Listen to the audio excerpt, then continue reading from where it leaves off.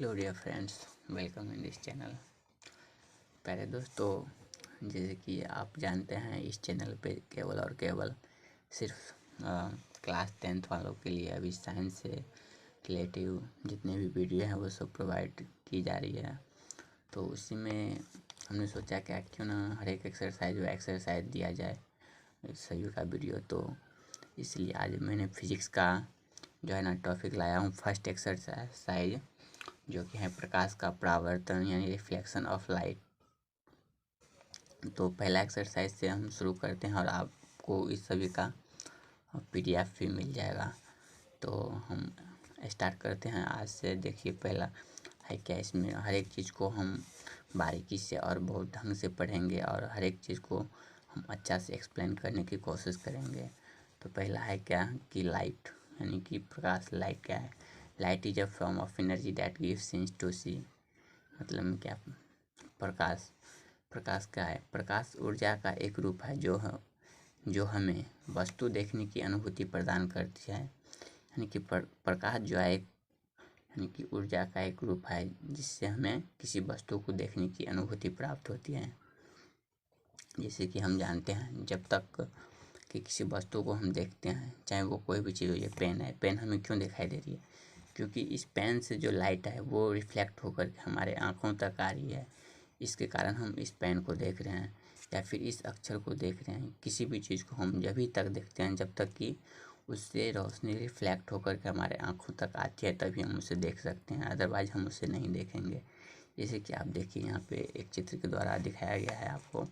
ये सनलाइट आ रही है किसी पेड़ पे पड़ने के बाद, किसी नेत्र पे जा रही है, उसके बाद ही उसको दिखाई दे रहा है। और यहीं पे देखिए कोई लाइट है, इस वृक्ष पे पड़ रही है और इस नेत्र तक नहीं जा रही है, तो हम इसे नहीं देखेंगे।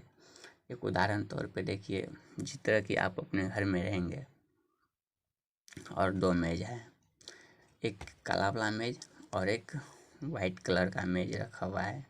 बेंच डेस्क जिसे बोलते हैं। एक काला वाला बेंच है, एक वाइट वाला बेंच है। आप किसी टॉर्च लेकर के काला वाला बेंच पे बारिएगा तो आपको काला वाला ही बेंच दिखेगा, ना कि वाइट वाला बेंच दिखेगा। आप कोशिश भी कीजिएगा फिर भी आपको नहीं दिखेगा। क्यों? क्योंकि हमें लाइट जो रिफ्लेक्ट होकर के आ रही है दोबारा, वो हमें काला वाला इमेज से ही आ रही है। इसीलिए हम जहाँ से हमें लाइट रिफ्लेक्ट होकर के आएगी हम उसे ही देखेंगे, ना कि जहाँ से नहीं आए उसे हम देखें। ठीक ना? तो है क्या कि जहाँ से लाइट रिफ्लेक्ट होकर के हमारे आँखों तक आएगी हम उसी वस्तु को देख सकते हैं। तो क्या है? प्रकाश स्रोत यानी सोर्स ऑफ लाइट। प्रकाश के कितने सोर्स है? तो देखिए, क्या है प्रकाश का सोर्स? प्रकाश उत्पन्न करने वाली वस्तु को प्रकाश सोर्स कहा जाता है। यानी कि जो वस्तु प्रकाश को उत्पन्न करता है उसे प्रकाश सोर्स कहा जाता है। तो प्रकाश उत्पन्न करने वाली बहुत सारी वस्तुएं हैं, जैसे देखिए सूर्य, तारे, जलती हुई बल्ब, कोयला, जलती हुई लकड़ी, मोमबत्ती जलती हुई इत्यादि। अब इस समय क्या है कि सोर्स ऑफ जो लाइट है इसको दो भागों में डिवाइड कर दिया गया है। इसमें कुछ प्राकृतिक स्रोत भी है और कुछ मानव निर्मित सोर्स भी है। तो इसमें प्राकृतिक सोर्स क्या क्या है? देखिए, सूर्य और तारे, ये जो है यानी कि प्राकृतिक सोर्स है जिसे मानव ने नहीं बनाया, ये स्वयं भगवान के द्वारा ही बन करके आए हैं। ये दोनों जो है एक प्राकृतिक सोर्स है जो कि खत्म नहीं होने वाला है। और वहीं पे देखिए मानव निर्मित सोर्स, जो जिनको मानव स्वयं अपने हाथों से बनाए हैं, वो सभी जितने भी है वो सब क्या है? मानव निर्मित सोर्स है। मानव निर्मित सोर्स के अंतर्गत क्या क्या आती है? देखिए, बिजली के बल्ब, ट्यूब, जलता हुआ कोयला, जलती हुई लकड़ी, मोमबत्ती, लालटेन, टॉर्च इत्यादि। ये सभी जो है मानव निर्मित के अंतर्गत आते हैं। यानी कि जो वस्तुएं मानव खुद को तैयार किए हैं अपने यानी कि पूर्ति को पूरा करने के लिए, जिससे हमें लाइट मिलती है, वो सब मानव निर्मित कहलाते हैं। अब देखिए इसमें यानी कि हमारे बिजली का बल्ब जो है वो किस तरह काम करती है। देखिए, बिजली के बल्ब ट्यूब विद्युत ऊर्जा का रूपांतरण प्रकाश ऊर्जा के रूप में होता है। और वहीं पे मोमबत्ती को देखिए, मोमबत्ती, लालटेन तथा दिया में रासायनिक ऊर्जा का रूपांतरण प्रकाश ऊर्जा में होता है। नेक्स्ट देखते हैं हम।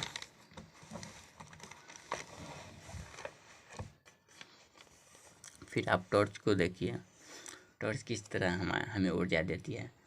टॉर्च में पहले रासायनिक ऊर्जा को विद्युत ऊर्जा में और फिर उस विद्युत ऊर्जा को प्रकाश ऊर्जा में रूपांतरण किया जाता है। यानी कि टॉर्च जो है उसमें जो सेल लगा होता है, उस सेल के अंदर क्या होता है, रासायनिक ऊर्जा को पहले वो विद्युत ऊर्जा में कन्वर्ट करता है और फिर वो विद्युत ऊर्जा जो है हमें प्रकाश ऊर्जा के रूप में कन्वर्ट होकर के हमारी सामने आता है। अब ये हो गई मानव निर्मित और यानी कि प्राकृतिक निर्मित दो था। अब इसी के अंतर्गत कोई ऐसी वस्तुएं होती हैं जो यानी कि प्रदीप्त होती है, अप्रदीप्त, यानी लेमिनियस एंड नॉन लेमिनियस। यानी कि प्रदीप्त किसे कहते हैं, वैसी वस्तु जो स्वयं प्रकाश उत्सर्जित करती हैं उसे प्रदीप्त वस्तुएं कहते हैं। यानी कि जो वस्तु स्वयं प्रकाश को छोड़ता है उसे प्रदीप्त वस्तु कहते हैं। इसके अंतर इसका उदाहरण है, जैसे देखिए सूर्य, विद्युत बल्ब, मोमबत्ती, जलती हुई अंगीठी, ये सब जो है ना प्रदीप्त वस्तुएं हैं। यानी जो स्वयं प्रकाश उत्सर्जित करता है वो सब प्रदीप्त वस्तुएं होती है, चाहे वो मानव निर्मित हो या फिर वो प्राकृतिक निर्मित हो। यानी कि जो भी लाइट स्वयं छोड़ता है वो प्रदीप्त के अंतर्गत आते हैं। फिर आप इसी में देखिए अप्रदीप्त क्या होता है।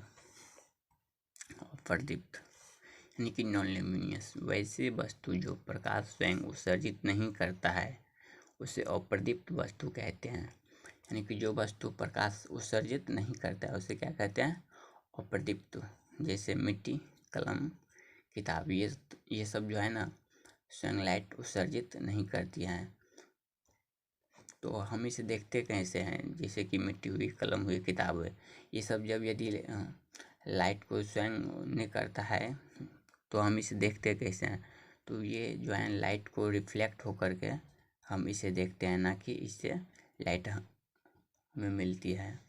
तो आप इसी के नीचे देखिए आप प्रकीर्णन यानी कि स्कैटरिंग, प्रकाश जब अपने पथ पर आने वाले धूलकण, वाष्पकण, हवा के अणु आदि से टकराकर चारों ओर फैल जाता है तो उसे प्रकाश का प्रकीर्णन कहते हैं।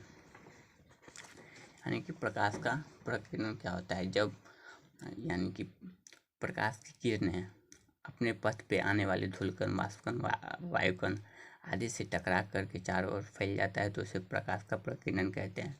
जब हम अपने घरों में देखते हैं कि प्रकाश की लाइट जब आ रही होती है तो आप उस समय उसे ध्यान से देखिएगा, उसमें छोटे छोटे कण होते हैं। जैसे ये हमारे घर में कोई इधर से प्रकाश वेंटिलेटर या फिर किसी छेद से आ रही होती है तो आप देखिएगा उसमें छोटे छोटे बिंदु जो होते हैं, ये धूलकण उसमें उड़ते रहते हैं और उसी से लाइट जो है ना रिफ्लेक्ट होकर के हमारे चारों तरफ हमारे घरों में फैल जाती है। इसी को स्कैटरिंग यानी कि प्रकीर्णन कहते हैं। अब देखिए इसके नीचे क्या है, प्रकाश का गमन। प्रकाश कैसे गमन करती है, प्रकाश का गमन सीधी रेखा में होती है, यानी प्रकाश सीधी रेखा में गमन करती है।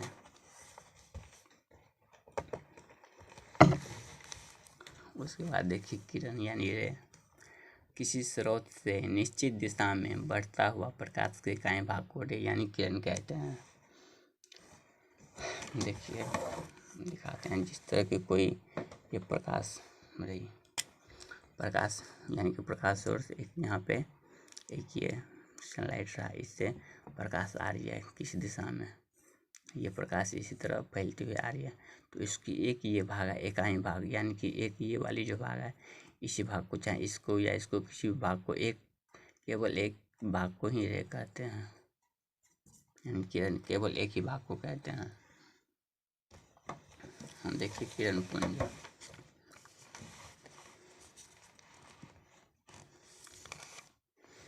किरण पुंज यानी कि बीम, प्रकाश की किरणों के समूह को प्रकाश की किरण पुंज कहते हैं।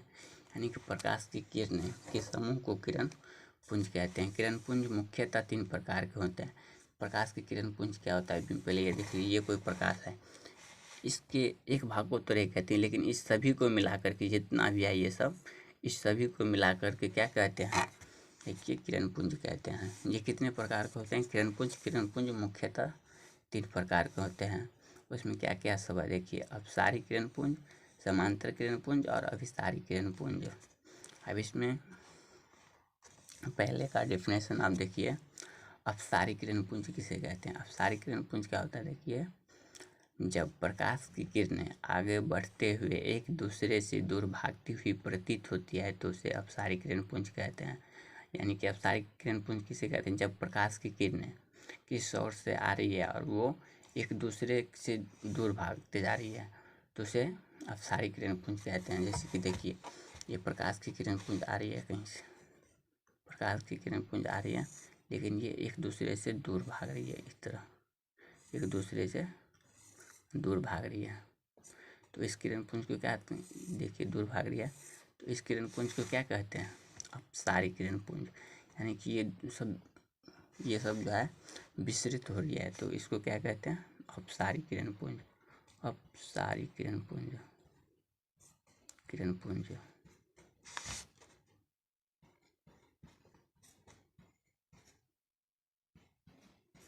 क्या हो गया, अपसारी किरण पुंज। उसके बाद देखिए क्या है यहाँ पर, समांतर किरण पुंज। समांतर किरण पुंज, जब प्रकाश की किरणें आगे बढ़ते हुए एक दूसरे के समांतर हो तो उसे समांतर किरण पुंज कहते हैं। इसे चित्र में आप देख लीजिए, यहाँ पे समांतर किरण पुंज, जब प्रकाश की किरण आगे बढ़ते हुए एक दूसरे के समांतर हो तो उसे समांतर किरण पुंज कहते हैं। आगे बढ़ते हुए प्रकाश की किरण सभी एक दूसरे के समांतर चल रही है तो इसको क्या कहते हैं, समांतर किरण पुंज कहते हैं। और उसके बाद देखिए क्या है, अभिसारी किरण पुंज। अभिसारी किरण पुंज, जब प्रकाश की किरणें आगे बढ़ते समय एक दूसरे के नज़दीक आते हुए प्रतीत होती है तो उसे अपसारी किरण पुंज कहते हैं। कि जब प्रकाश की किरण आगे बढ़ते हुए, जब प्रकाश की किरण आगे बढ़ती है तो एक दूसरे को वो समीप यानी नज़दीक आती है, नज़दीक आते हुए प्रतीत होती है तो उसे इस तरह वो नज़दीक नज़दीक आती हुई प्रतीत होती है तो उसे क्या कहते हैं, अभिसारी किरण पुंज कहते हैं। फिर नेक्स्ट देखिए इसमें क्या है, अब पारदर्शी, पारभासी और अपारदर्शी माध्यम। माध्यम 3 प्रकार के होते हैं, जिसमें कौन कौन से, पारदर्शी, पारभासी और अपारदर्शी माध्यम। तो इसके अंदर क्या था, पारदर्शी माध्यम। पारदर्शी माध्यम किसे कहते हैं, वे माध्यम जिनसे होकर प्रकाश आसानी से पार कर जाते हैं उसे पारदर्शी माध्यम कहते हैं। जैसे कांच, पानी, हवा। कांच, पानी और हवा, इस सभी में प्रकाश जो है आसानी से आर पार कर जाता है, यानी एक तरफ से दूसरी तरफ आसानी से निकल जाता है, इसीलिए इसे पारदर्शी माध्यम कहते हैं। दूसरा क्या है देखिए, पारभासी माध्यम। वे माध्यम जिनसे होकर प्रकाश के एक छोटे से भाग को ही अपने से होकर जाने देता है उसे पारभासी माध्यम कहते हैं। पारभासी माध्यम यानी कि घिसा हुआ कागज, तेल लगा हुआ कागज, घिसा हुआ शीशा, बैलून का रबर, आँख की पलक, रक्त एवं दूध, ये सब जो है प्रकाश को थोड़ा थोड़ा प्रकाश को निकलने देता है और बाद बाकी प्रकाश को अपने अंदर ही अवशोषित या फिर उसे नहीं निकलने के लिए देता है। जैसे घिसा हुआ कांच, कोई कांच है, उस कांच जो घिसा हुआ रहता है कांच, उससे थोड़ी सी प्रकाश निकलती है और सभी प्रकाश रिफ्लेक्ट हो जाती है, उससे उस पार से उस पार नहीं हो पाती है। अब लास्ट देखिए, अपारदर्शी माध्यम। अपारदर्शी माध्यम क्या है, वे माध्यम जो प्रकाश को अपने से होकर नहीं जाने देता है उसे अपारदर्शी माध्यम कैसे, जैसे लकड़ी, लोहा, धातु की प्लेट। जैसे लकड़ी है, लकड़ी पे आप जब लाइट मारिएगा तो वो रिफ्लेक्ट होकर के इधर ही लौट आएगी, या फिर उतना लौटेगी नहीं लेकिन थोड़ा सा लौटेगा और उस पार से उस पार नहीं जाएगा। लोहा पे आप पारिएगा तो उस पार से उस पार नहीं जा पाएगा, इसीलिए उस सबको क्या कहते हैं, अपारदर्शी माध्यम। आई होप कि आपको इतना तक अच्छा से समझ आ गया होगा। आप देखिए क्या है आगे, प्रकाश का परावर्तन। क्या है प्रकाश का परावर्तन, प्रकाश के किसी वस्तु से टकरा कर लौटने को प्रकाश का परावर्तन कहते हैं। यानी प्रकाश जब किसी वस्तु से टकरा कर लौट जाती है तो उसे प्रकाश का क्या कहते हैं, परावर्तन। अब देखिए क्या समतल दर्पण है जो वो किस तरह बना होता है और किस तरह से वो काम करता है। जैसे देखिए, इसको पहले हम इस तरह से ड्रॉ कर ले। ये कांच का, ये 3 भागों में बना होता है। देखिए, ये कांच का टुकड़ा हो गया, इससे ठीक सटा हुआ इस भाग पे ठीक सटा हुआ एक रहता है चांदी का, जिस पे परत चढ़ा होता है। और इस चांदी की परत को जो लेप होता है चांदी का परत इस बीच में, इसे ढकने के लिए किसी भी कलर से रंग दिया जाता है। जैसे देखिए, ये वाला जो पार्ट है, ये वाला पार्ट, ये चिकनी समतल कांच होता है। ये क्या होता है? चिकना समतल कांच, समतल कांच। और ये वाला जो होता है, ये वाला पार्ट बिचली, ये बीच का मध्य जो पार्ट है, ये चांदी की परत होती है। क्या होती है इसमें? चांदी की परत। और इस ये वाला जो साइड वाला ये वाला पार्ट है, इस पे क्या किया जाता है? किसी भी लाल रंग का पेंट या फिर किसी भी कलर का पेंट इस पे किया जाता है। लाल रंग का कलर, लाल रंग का इस पे पेंट कर दिया जाता है, ताकि ये वाले जो चांदी की परत जिस पे चढ़ी होती है वो सुरक्षित रहता है। और इसको ये जब पूरा हो जाता है, इसको इस तरह से ढाल दिया जाता है, यानी कि इस तरह इसको बना दिया जाता है। एक तरफ पुराजित हो जाता है और एक तरफ समतल रहता है, ये जिसे रिफ्लेक्टिव यानी कि परावर्तक सतह कहा जाता है। इससे परावर्तक होता है, यानी इस पार्ट को परावर्तक सतह कहते हैं। इधर से हम लोग अपना चेहरा देखते हैं, इस साइड रंजित होता है।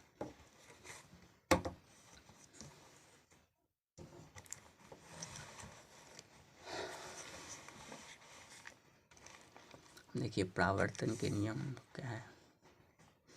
Law of reflection. आपतित किरण, परावर्तित किरण तथा अभिलंब तीनों एक ही तल में होते हैं। आपतन कोण इक्वल टू परावर्तन कोण। एक समतल, ये समतल दर्पण रही, समतल दर्पण से कोई ये आपतित किरण इसी ये जितना कोण से आया उतना ही एंगल से ये फिर रिफ्लेक्ट हो गया, यानी कि परावर्तित किरण। और इस बीच में एक अभिलंब यानी कि लंब इसमें डाल देते हैं। जैसे देखिए, ये कोई समतल दर्पण हुआ, ये समतल दर्पण है। देखिए, ये समतल दर्पण हुआ, इधर से कोई प्रकाश की किरण आ रही है, आई इतना एंगल से, फिर इतना ही एंगल से ये पुनः लौट गई, यानी प्रकाश की किरण इधर से आई और इतना ही एंगल से यह प्रकाश की किरण लौट गई। और इस बीच में हम एक लंब डाल देते हैं, लंब डाल दिया। इसका नाम ए दे दें, इसको BON।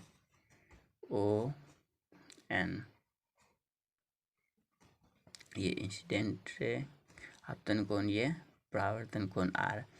प्रकाश की किरण आई और पुनः उतना ही एंगल से लौट गई, यानी आपतन कोण जितना ही है उतना ही एंगल का ये भी होगा। आपतन कोण इक्वल टू परावर्तन कोण। वह देखिए, और जिस बिंदु पे ये कटती है, ये जिस बिंदु पे ये कटा, यानी कि जहाँ पे ये आकर के रिफ्लेक्ट हुई इस बिंदु पर से, इस बिंदु को आपतन बिंदु कहते हैं। क्या कहते हैं? आपतन बिंदु। आपतन बिंदु, इसको क्या कहते हैं? आपतन बिंदु। देखिए, जैसे इस चित्र में देखिए, ये आपतित किरण है, एक किरण ए, वो यहाँ की आपतित किरण, और ये परावर्तित किरण, और ये अभिलंब, इस सब का नामांकित भी कर लिए। तो इसमें देखिए क्या क्या होता है कि यहाँ पे आपतित किरण क्या होता है? इंसिडेंट रे, किसी सतह पर पड़ने वाली किरण को आपतित किरण कहते हैं। यानी किसी सतह पे, ये समतल सतह है, इस पे जो किरण पड़ी यहाँ से लेकर के यहाँ तक क्या हुई? आपतित किरण। यहाँ पे O और A क्या है? आपतित किरण है। और देखिए, आपतन बिंदु क्या होता है? ये जो पॉइंट है आपतन बिंदु, इस किसको कहते हैं? देखिए, आपतन बिंदु क्या होता है? जिस बिंदु पर आपतित किरण सतह से टकराती है उसे आपतन बिंदु कहते हैं। यानी कि इस बिंदु पर टकराई, इसे क्या कहेंगे? आपतन बिंदु। फिर देखिए, 3rd नंबर में क्या है? परावर्तित किरण के किसे कहते हैं? जिस माध्यम में चलकर आपतित किरण सतह पर आती है उसी माध्यम में लौट गई किरण को परावर्तित किरण कहते हैं। यानी कि जिस माध्यम में ये आई है, प्रकाश की किरण, आपतित किरण आई, उसी माध्यम में ये लौट गई। माध्यम तो चेंज नहीं हुआ, माध्यम तो अभी भी ये यहाँ पे मान लीजिए हवा है तो यहाँ पे भी हवा है, माध्यम तो चेंज नहीं हुआ, इसी माध्यम में फिर ये लौट गई, तो इसे क्या कहते हैं? परावर्तित किरण। फिर अभिलंब। अभिलंब क्या होता है? किसी समतल सतह के किसी बिंदु पर खींचे हुए लंब को उस बिंदु पर अभिलंब कहते हैं। यानी कि ये जो समतल दर्पण है, यहाँ से यहाँ पर खींचा गया लंब को क्या कहते हैं? अभिलंब। ठीक है। और उसके बाद देखिए आपतन कोण किसे कहते हैं? आपतन कोण, आपतित किरण और आपतन बिंदु पर खींचे गए अभिलंब से जो कोण बनती हैं उसे आपतन कोण कहते हैं। यानी आपतित किरण और आपतन बिंदु पर खींचे गए अभिलंब, आपतित किरण और आपतन बिंदु पर खींचे, देखिए ये क्या है? आपतित किरण है और ये आपतन बिंदु है, इस पे खींचे गए अभिलंब के बीच के में जो कोण बनता है उसे क्या कहते हैं? आपतन कोण कहते हैं। आपतित किरण और आपतित बिंदु पे जो अभिलंब पड़ा है इसके बीच में बना कोण को क्या कहते हैं? अभिलंब। ये आई जो है इंसिडेंट किरण, इसको ही यहाँ पे आई को अभिलंब कहते हैं। इसी तरह देखिएगा, अब इसके बाद क्या है वो देख लीजिए।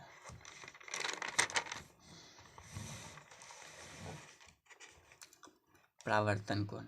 परावर्तन कोण क्या होता है? परावर्तित किरण और आपतन बिंदु पर खींचे गए अभिलंब से जो कोण बनता है उसे परावर्तन कोण कहते हैं। यानी कि परावर्तित किरण और आपतन बिंदु पर खींचे गए अभिलंब से जो कोण बनता है उसे परावर्तन कोण कहते हैं। जैसे देखिए यहाँ पे क्या है? आपतन बिंदु, अब ये परावर्तन बिंदु, इसके बीच खींचे गए अभिलंब, इस आप यानी परावर्तन ये रेखा है और इसके बीच खींचे गए अभिलंब के बीच ये कोण आर बना, इसी कोण को क्या कहते हैं? देखिए परावर्तन कोण कहते हैं। यानी कि कोण N O B equal to परावर्तन कोण। यानी कि कोण देखिए N O B equal to R है, इसी को परावर्तन कोण कहते हैं। अब देखिए उसके बाद क्या है? समतल दर्पण पर लंबवत पड़ने वाली किरण का परावर्तन। ये कोई समतल दर्पण है, इस समतल दर्पण पर प्रकाश की किरणें कोई लंबवत पड़ी और फिर उसी रास्ते पे वो लौट गई, क्योंकि लंबवत आई और फिर ये उसी रास्ते पे लौट गई, तो इसका क्या होगा? आपतन कोण 0 और परावर्तन कोण 0, क्योंकि उसी बिंदु पे आया और उसी बिंदु पे लौट गई, तो इसका कोण तो कुछ बनेगा नहीं, इसलिए आपतन कोण भी 0 और परावर्तन कोण भी 0। कि समतल दर्पण पर लंबवत पड़ने वाली प्रकाश की किरण परावर्तन के बाद उसी पथ पर वापस लौट जाती है। ठीक, यहाँ तक तो हो गया। आप देखिए एक चीज़ यहाँ पे जो है, आपको यहाँ पे इससे पहले बताया था परावर्तन का नियम, ये अक्सर होता है क्या 2 मार्क्स में ही पूछते हैं, तो आपको सिर्फ यहाँ तक ही ड्रॉ करना होता है। ठीक ना, आप चित्र पार दीजिएगा, उसके बाद आपतित किरण यानी कि परावर्तित किरण तथा अभिलंब तीनों एक ही तल में होते हैं, आपतन कोण इक्वल टू परावर्तन कोण होते हैं, और इतना चित्र दर्शा दीजिएगा, आपको 2 मार्क्स मिल जाएगा। ठीक ना, और ये सब जो है आपको सिर्फ समझाने के लिए ये सब लिखा बता दिया गया है, सिर्फ आप इतना ही बोर्ड में करके आइएगा, 2 मार्क्स में पूछेगा, इतना ही बेटर है। चलिए अब उसके बाद क्या है? प्रतिबिंब। प्रतिबिंब देखिए, अब वो वहाँ यहाँ से इधर तो समाप्त हो चुकी थी, अब यहाँ से यानी कि प्रतिबिंब। प्रतिबिंब किसे कहते हैं? किसी बिंदु स्रोत से आती प्रकाश की किरणें दर्पण से परावर्तन के बाद जिस बिंदु पर मिलती है या मिलती हुई प्रतीत होती है उसे उस बिंदु का बिंदु स्रोत यानी कि प्रतिबिंब कहते हैं। जब प्रकाश की किरणें आती यानी दर्पण से टकराती है और रिफ्लेक्ट के बाद पुनः जिस बिंदु पे मिलती हैं उस बिंदु को क्या कहते हैं? प्रतिबिंब कहते हैं। देखिए प्रतिबिंब कितने प्रकार के होते हैं? प्रतिबिंब 2 प्रकार के होते हैं, वास्तविक प्रतिबिंब यानी कि रियल इमेज और आभासी प्रतिबिंब यानी वर्चुअल इमेज। प्रतिबिंब कितने? 2 प्रकार के, एक वास्तविक और एक आभासी। चलिए देखते हैं वास्तविक प्रतिबिंब किसे कहते हैं। वास्तविक प्रतिबिंब क्या है? वैसा प्रतिबिंब जो परावर्तन या अपरावर्तन किरणों के प्रत्यक्ष रूप से काटने से प्राप्त होता है उसे वास्तविक प्रतिबिंब कहते हैं। वास्तविक प्रतिबिंब वो होता है जो रिफ्लेक्ट होने के बाद यानी कि प्रकाश की किरणें गई और पुनः वो लौट करके उसी दिशा में काटेगा तो वो वास्तविक प्रतिबिंब, ऐसा प्रतिबिंब क्या होता है, वास्तविक प्रतिबिंब बनता है। वास्तविक प्रतिबिंब की प्रकृति कैसे होती है, देखिए वास्तविक प्रतिबिंब को पर्दे पे प्राप्त किया जा सकता है। यहाँ से ऑब्जेक्टिव हर एक बार बन जाता है। देखिए क्या होता है, वास्तविक प्रतिबिंब को क्या होता है, पर्दे पे हम प्राप्त कर सकते हैं। और वास्तविक प्रतिबिंब कैसा होता है, इसकी प्रकृति देखिए। वास्तविक प्रतिबिंब वस्तु की अपेक्षा हमेशा उल्टा होता है, यानी कि वास्तविक प्रतिबिंब जो होता है वो वस्तु का अपेक्षा हमेशा क्या होगा, उल्टा होगा। और आभासी प्रतिबिंब, आभासी प्रतिबिंब देखिए, आभासी प्रतिबिंब किसे कहते हैं, वैसा प्रतिबिंब जो परावर्तन या अपरावर्तन के किरणों के पीछे बढ़ाने के बाद काटे तो उसे अवास्तविक प्रतिबिंब कहते हैं। यानी कि अवास्तविक प्रतिबिंब किसे कहते हैं, जो यानी कि परावर्तन या परावर्तन किरणों के पीछे यानी दर्पण के पीछे। आभासी प्रतिबिंब हमेशा दर्पण के पीछे ही बनेगा। आभासी प्रतिबिंब को पर्दे पर प्राप्त नहीं किया जा सकता है, क्योंकि ये काल्पनिक रूप से करता है तो हम इसे पर्दा पे प्राप्त नहीं कर सकते हैं। आभासी प्रतिबिंब की अपेक्षा हमेशा, यानी कि आभासी प्रतिबिंब है जो वस्तु की अपेक्षा है ना, सीधी प्रतिबिंब हमेशा, जैसे वस्तु रहेगा सीधा उसी तरह सीधी प्रतिबिंब इसकी बनेगी। और उसके बाद क्या, आभासी प्रतिबिंब को सदा बिंदु से या टूटी रेखाओं से दिखाया जाता है। यानी कि आभासी प्रतिबिंब को जब हम दर्शाते हैं तो उसे सिर्फ यानी कि इस लाइन से ड्रॉ करके ही दिखाया जाता है, या फिर छोटे डॉट से ही ड्रॉ करके दिखाया जाता है। इस तरह ड्राइंग खींच करके दिखाना गलत हो जाएगा, ठीक ना। तो हम इसे याद कर रखेंगे कि या तो सिर्फ डॉट से दिखाएं या तो फिर छोटी सी लाइन से ऐसे करके दिखाएं, सीधा लाइन खींच करके दिखाना नहीं चाहिए। देखिए समतल दर्पण द्वारा प्रतिबिंब का बनना, कि किसी भी वस्तु से जब लाइट प्रकाश जब आती है तो वो अनेक दिशाओं में आती है। जैसे ये कोई वस्तु है, ठीक, ये कोई वस्तु है, मान लीजिए एक ये वृक्ष है, ठीक ना, वृक्ष है। इससे एक इस समतल दर्पण पर प्रतिबिंब हमको बनाना है। इसे तो ये प्रकाश की लाइट जो है ना अनेक दिशाओं में फैलती है, इधर भी जाएगी इधर भी जाएगी, हर एक दिशा फैलेगी, लेकिन हमको क्या केवल दो ही इसका लेना है। एक यहाँ से प्रकाश जाएगी इसे करके समतल दर्पण, ये है समतल दर्पण पर पड़ेगी, और एक यहाँ से सीधा एक प्रकाश यहाँ से गई समतल दर्पण पे जो पड़ेगी, और कि यहीं से मान लीजिए आप इधर से प्रकाश आ गई, यहाँ से आई, ठीक, और फिर ये रिफ्लेक्ट होकर के इससे वापस यहाँ से मुड़ गई, और फिर यही प्रकाश की यहाँ से मुड़ गई। फिर देखिए आप इसको इस तरह यहाँ से ये मुड़ गई, तो अब ये फिर इसी तरह आगे फिर निकल गया। तो आप क्या कीजिएगा, हम यहाँ पे दो ही प्रकाश सिर्फ ले रहे हैं यहाँ से, एक ही इधर से आई नॉर्मल, और जो एक इधर से टकराई और यहाँ से निकल गए। फिर हम इस बीच में एक अभिलंब डालते हैं, एक अभिलंब यहाँ पे डाल दिया। तो अब इसको देखिए, आगे ये तो कभी कटेगा नहीं, तो इसको क्या करेंगे, हम पीछे बढ़ाएंगे, डॉट डॉट के द्वारा इसको हम पीछे बढ़ाते हैं। पीछे बढ़ाने के बाद देखिएगा आप, ये कहीं ना कहीं कट जाएगा। देखिए कट गया ना, यानी जितना दूरी पे ये है उतना ही दूरी पे ये भी कट गया।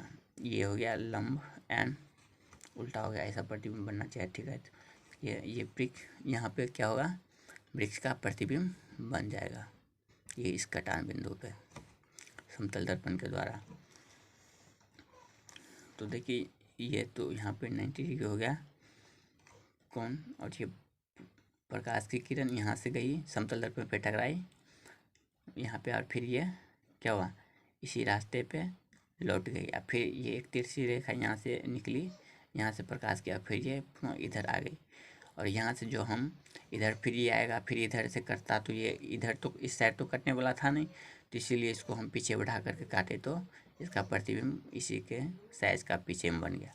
तो देखिए इस प्रतिबिंब की प्रकृति क्या होती है, वही यहाँ पे बताया गया है कि वस्तु से दर्पण के बीच की दूरी, यानी कि वस्तु से दर्पण की, यानी कि वस्तु ये रही और ये रही, इससे इसके बीच की दूरी, और फिर दर्पण से प्रतिबिंब के बीच की दूरी, ये दूरी और ये दूरी हमेशा बराबर होगा। यदि ये 10 तो ये भी 10 समतल दर्पण में, ठीक ना। देखिए क्या है, वस्तु दूरी इक्वल टू प्रतिबिंब की दूरी। जितना ही दूरी वस्तु यहाँ से वस्तु की होगी, यहाँ से जितनी ही दूरी पे वस्तु है उतना ही दूरी पे इसका प्रतिबिंब भी बनेगा। देखिए समतल दर्पण द्वारा बने प्रतिबिंब की विशेषताएं क्या क्या होती है वो देख लीजिए आप। प्रतिबिंब दर्पण के पीछे बनता है, ठीक। प्रतिबिंब तो दर्पण के पीछे बना। अब यहाँ पे भी अभी देखा है, उस चित्र में देखें प्रतिबिंब कहाँ बना, दर्पण से कहाँ बना, पीछे बना। ये तो दर्पण की आगे वाली पार्ट हो गई और ये पीछे वाले पार्ट है, दर्पण से पीछे बना, ठीक है।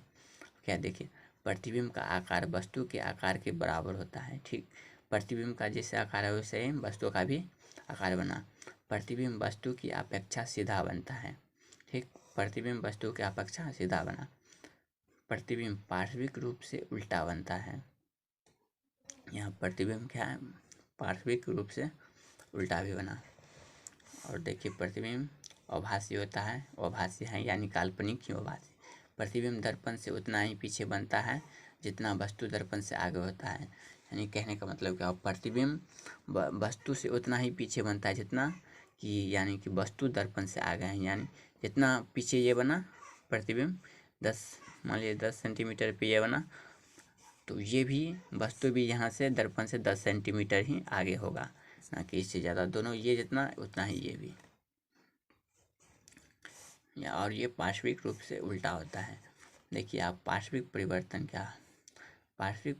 क्या होता है।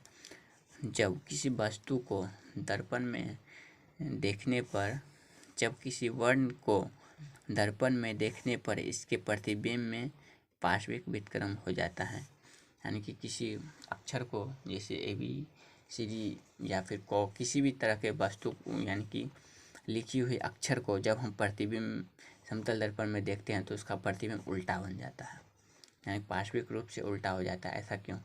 क्योंकि देखिए ये दर्पण है, ठीक, ये समतल दर्पण है और यहाँ पे मान लीजिए एक B है, B इसका हमें प्रतिबिंब बनाना है तो इसका ऐसे बन जाएगा, ऐसे। इतना ही साइज का थोड़ा ये बड़ा हो गया, लेकिन सेम इतना ही बड़ा इधर भी बन जाएगा, लेकिन ये उल्टा हो जाता है। ऐसा क्यों? क्योंकि देखिए ये प्रतिबिंब के जो ये भाग है, ये पहले ही प्रतिबिंब इसका इमेज बना देता है, तो इसीलिए इसका इमेज यहाँ पे क्या हो गया, पहले बन गया और इधर का बाद में बनता है, इसीलिए उलट जाता है इसका प्रतिबिंब। इसी तरह इस सब का भी उलट चुका है प्रतिबिंब। देखिए वक्र सतहों से परावर्तन। वक्र क्या होता है? वक्र यानी कि उभरी हुई तल, इस तरह के वक्र सतहों से परावर्तन किस तरह के होते हैं? किसी समतल सतहों से ही नहीं बल्कि चिकनी चमकदार वक्र सतहों से भी प्रकाश के परावर्तन से प्रतिबिंब बनता है। यानी कि समतल दर्पण से नहीं केवल बल्कि कि चिकनी सतह से भी प्रतिबिंब बनता है। जैसे आप घरों में देखे होंगे चम्मच, उसमें भी आपका प्रतिबिंब दिखाई देता होगा, या फिर कोई ऐसा नया स्टील के बर्तन होती है उसमें भी आपका प्रतिबिंब दिखाई देने लगता है। तो उसमें किस तरह का प्रतिबिंब बनता है? सेम टू सेम उसमें गोलीय दर्पण की तरह ही प्रतिबिंब बनते रहते हैं। तो चलिए गोलीय दर्पण क्या होता है इसको पहले देखते हैं। गोलीय दर्पण की तरह यदि इसमें प्रतिबिंब बनता है तो गोलीय दर्पण होता कैसे हैं? जैसे आप देख सकते हैं चम्मच में मोमबत्ती की प्रतिबिंब किस तरह बनाया गया है, तो ये इसमें सेम टू सेम किस तरह बनाया जाता है? चम्मच के दोनों सतहों का प्रतिबिंब गोलीय दर्पण की तरह ही बनता है। तो गोलीय दर्पण क्या होता है पहले आप उसको देखिए। क्या होता है गोलीय दर्पण? गोलीय दर्पण जिसका परावर्तक सतह गोले के किसी भाग से बना होता है उसे गोलीय दर्पण कहते हैं। कि गोले किसी भाग, इस तरह के भाग से बना होता है उसे क्या कहते हैं? गोलीय दर्पण। ये दो तरह के बने होते हैं। देखिए इसी पार्ट को, यानी गोलीय दर्पण दो तरह के होते हैं। इसको दो भागों में यदि हम काट दें तो ये इससे क्या क्या निकलेगा? देखिए एक तो इस भाग को, ऊपर वाले भागों को हम रंग दें, ठीक है ना। तो यदि हम उस भाग को रंग देते हैं तो वो अवतल दर्पण कहलाएंगे। और यदि हम इस अंदर वाले भाग को यहाँ से रंग दें, इधर वाले भाग को रंग दे, तो वो क्या हो जाएगा? उत्तल दर्पण हो जाएगा, ठीक। अब देखिए यदि इधर के भाग को हम रंगते हैं तो क्या बन जाएगा, उत्तल दर्पण। उत्तल दर्पण हो जाएगा। ऐसे ऐसे जो किया हुआ क्लाई, इसको क्लाई कहते हैं। इस और इधर से पेंट किया हुआ है, इसको क्लाई कहते हैं। ये जो है पी, ये ध्रुव। एफ दर्पण की फोकस। और सी जिस गोले का ये बना होता है उसका केंद्र, यानी कि ये इस गोले का है तो इसका ये सी यहाँ पे होगा। इसी तरह अवतल दर्पण में, उत्तल दर्पण में भी होता है। अब यहाँ पे वो अच्छा से समझ में आ जाएगा। गोलीय दर्पण से संबंधित विभिन्न पदार्थ क्या क्या होता है। ये जो है इसको तो दो भाग में वहाँ पे इससे पहले वाले में देख चुके हैं। ये कटा हुआ रहता है और इधर पोल यानी ध्रुव। और सी क्या होता है, वक्रता के अंदर। और यहाँ से यहाँ की बीच की दूरी को रेडियस आर कहते हैं। और ये पोल, इसे हिंदी में ध्रुव कहते हैं। पोल को देखिए क्या है, पोल ध्रुव। ध्रुव किसे कहते हैं, देखिए गोलीय दर्पण के मुख्य बिंदु को ध्रुव कहते हैं।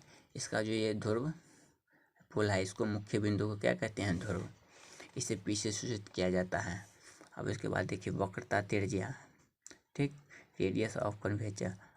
तो इसका क्या है, गोलीय दर्पण जिस गोले का भाग होता है उसकी त्रिज्या को दर्पण की वक्रता त्रिज्या कहते हैं। यानी गोलीय दर्पण जिस गोले का भाग होता है उसकी त्रिज्या को दर्पण की वक्रता त्रिज्या कहा जाता है। अब इसके बाद देखिए वक्रता केंद्र। गोलीय दर्पण जिस गोले का भाग होता है उस गोले के केंद्र को दर्पण का वक्रता केंद्र कहते हैं। यानी गोलीय दर्पण ये जो है, ये जिसका भाग है इसके केंद्र को क्या कहते हैं, वक्रता केंद्र। और इस केंद्र से इस पोल के बीच की दूरी को क्या कहते हैं, रेडियस आर। उसके इसी चीज से निरूपित किया जाता है। उसके बाद देखिए प्रधान या मुख्य अक्ष किसे कहते हैं।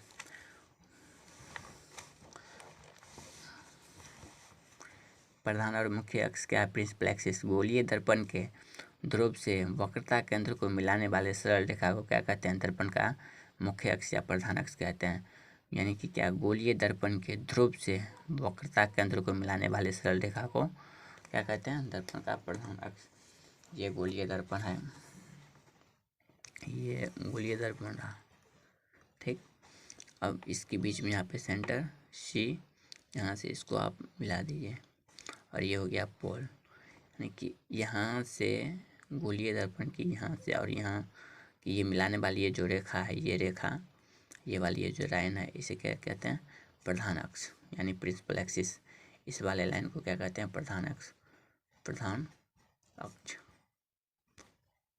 इसको क्या कहते हैं, ध्रुव, वक्रता त्रिज्या, वक्रता त्रिज्या,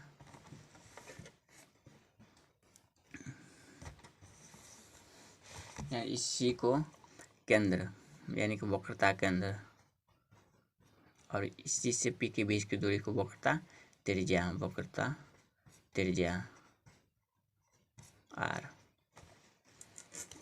ठीक। अब देखिए इसका फोकस दूरी क्या होता है, फोकस दूरी इस चित्र में, इमेज में नीचे हम आपको दिखा देंगे। पहले आप इसको परिभाषा देखिए क्या, ये पहले आपको हम बता ही देते हैं। फोकस दूरी क्या है, फोकस दूरी किसी, ये जैसे अवतल दर्पण हुआ, अवतल दर्पण का ये फोकस दूरी क्या होता है, देखिए ये इस तरह से जिस साइड को यदि हम रद्द कर देते हैं तो इसका ये अवतल दर्पण हुआ, इसका फोकस दूरी ये हुई। तो इस फोकस दूरी किसको कहते हैं, देखिए